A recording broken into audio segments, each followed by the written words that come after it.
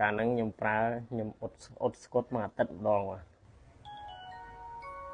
ទនេះសំឡេងរបស់វាសួស្តីអ្នកនរគ្នាបាទនេះជាទូរស័ព្ទ Nokia ដែល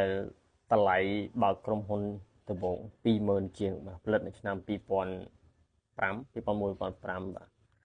ឥឡូវមកដល់ឆ្នាំ2024តើវានៅប្រើការបានអត់ទេតោះយើងទៅធ្វើតេស្តទាំងអស់គ្នានិយាយទៅវានៅស្អាតមួយចំនួនដែរតើបាទ70% ចុះបាទនេះជា N7 គត់តោះយើងទៅដាក់ SIM មើលយើងបើកផ្ទះក្រោយវាបាទ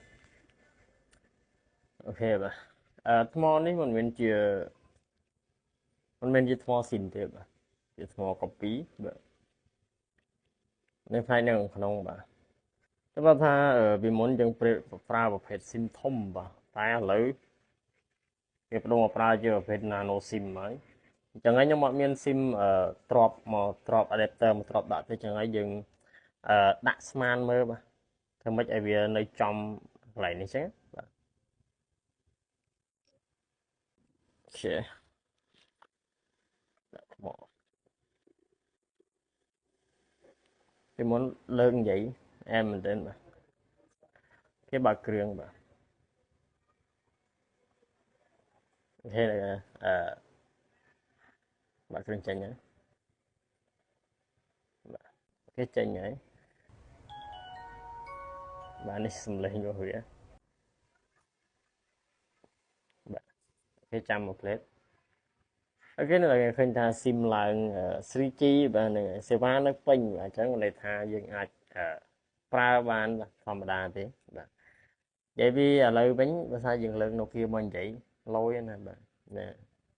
ថាសម័យមុនលយសម័យនេះលយជាងសម័យមុនទៀតបាទហ្នឹងហើយគឺនៅប្រើបានពេញប្រសិទ្ធភាពបាទខ្ញុំបានមកខ្ញុំជាមិត្តដែលចូលចិត្តសន្សំនៅរបស់ចាស់ចាស់អញ្ចឹងគេយើងចូលទៅបើកចម្រៀងស្ដាប់ទៅសិនបាទនេះជាកន្លែងអេក្រង់លេង MP3 បាទ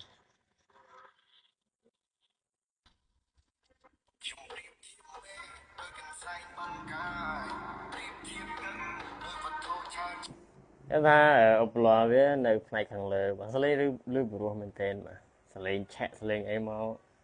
ព្រោះបដ ாய் បាទអូខេហ្នឹងខ្ញុំមានមួយគ្រឿងទៀតដែល